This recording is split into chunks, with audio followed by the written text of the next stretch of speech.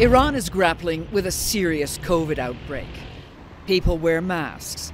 Travel in and out of the big cities is restricted. And labs are doing their best to process tens of thousands of tests a day. But US sanctions have choked Iran's access to foreign equipment and chemicals, so it's an uphill battle.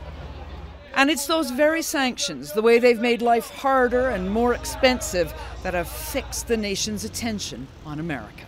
Will you be watching the U.S. election? Yeah. Do you have a favorite candidate?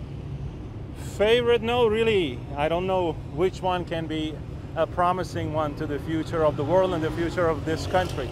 Under President Trump, American-Iranian relations have hit new lows. 2 years ago, he pulled the U.S. out of the nuclear deal. That deal is an embarrassment to the United States. And when we were here last, at the start of January, the two countries were on the verge of war after a U.S. missile killed Iran's top general, Qasem Soleimani.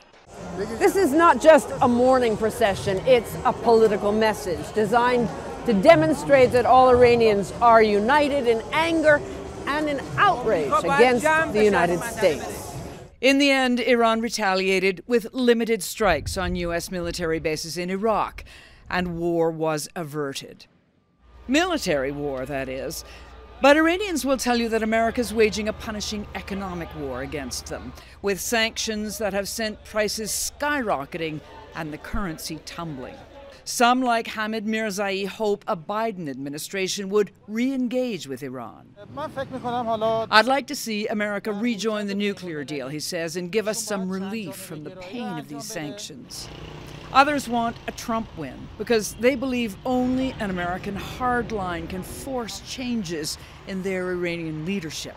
There are strong opinions on both sides, but not a lot of optimism that things will get better anytime soon. This is the reality. Iran and the United States are standing in quiet, different positions, and they're not going to make a compromise no matter who becomes the president. And to underline the lack of political will to find any common ground, the Supreme Leader has been on national television here today saying that Iran does not and will not trust America, no matter who is in the White House. Elizabeth Palmer, CBS News, Tehran.